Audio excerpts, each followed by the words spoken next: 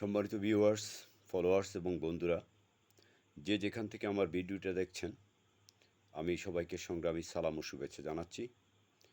গতকালকে অন্তর্বর্তীকালীন সরকারের উপদেষ্টার সাথে বাংলাদেশ জাতীয়তাবাদী দল বিএনপি, বাংলাদেশ জামাত ইসলামী এবং ন্যাশনাল সিটিজেন পার্টি এনসিপির যে বৈঠক, সে বৈঠকে যতটুকু ইঙ্গিত পাওয়া গেল সেটা হচ্ছে ডিসেম্বরের মধ্যে জাতীয় নির্বাচন হওয়ার সম্ভাবনা।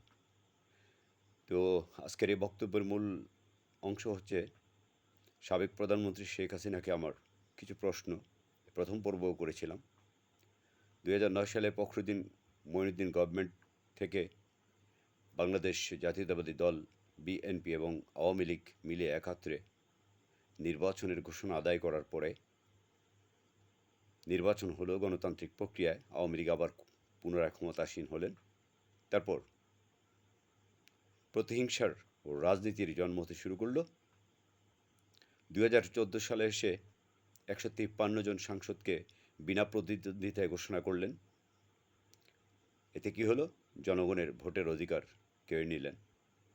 আস্তে আস্তে মানুষ ফুঁসতে শুরু করলো।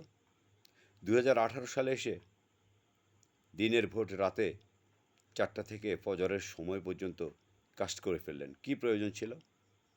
আচ্ছা, ক্ষমতায় এসে বসেই জিয়া আন্তর্জাতিক বিমানবন্দরের নাম মুছে ফেললেন। চন্দ্রিমা উদ্যানে শহীদ প্রেসিডেন্ট জিয়াউর রহমানের কবর সরিয়ে ফেলার সিদ্ধান্ত নিলেন। তারপরে শহীদ প্রেসিডেন্ট জিয়াউর রহমানের স্বাধীনতা পদক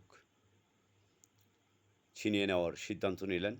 এর মধ্যে আওয়ামী লীগের অনেক বাঘা বাঘা বীর মুক্তিযোদ্ধারা বলেছিল তাদের মুক্তিযোদ্ধার সনদ ফিরিয়ে দেবেন। কেন? শহীদ প্রেসিডেন্ট জিয়াউর রহমান, যিনি 71-এর স্বাধীনতা যুদ্ধে এত বেশি অবদান রেখেছিল, রাজনৈতিক প্রতিহিংসার কারণে তার স্বাধীনতা পদকটা কেড়ে নেওয়ার কী প্রয়োজন ছিল? ছিনিয়ে নেওয়ার কার কথা ধরে?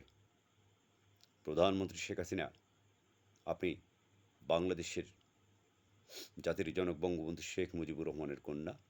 বঙ্গবন্ধুর স্বপ্নের সোনার বাংলা গড়ার লক্ষ্য নিয়ে এগুতে ছিলেন।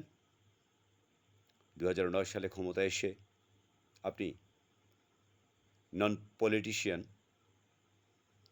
পলিটিশিয়ান নয়, এমন কিছু পলিটিক্সিয়ান ব্যক্তিত্বকে টেনে এনে মন্ত্রিসভায় ঢুকালেন, যারই ফলশ্রুতিতে আমলা শ্রেণী, কামলা শ্রেণী, চাটুকা শ্রেণী এবং চাকর শ্রেণীর লোকজন আপনার চারপাশে ভিড় করতে শুরু করলো।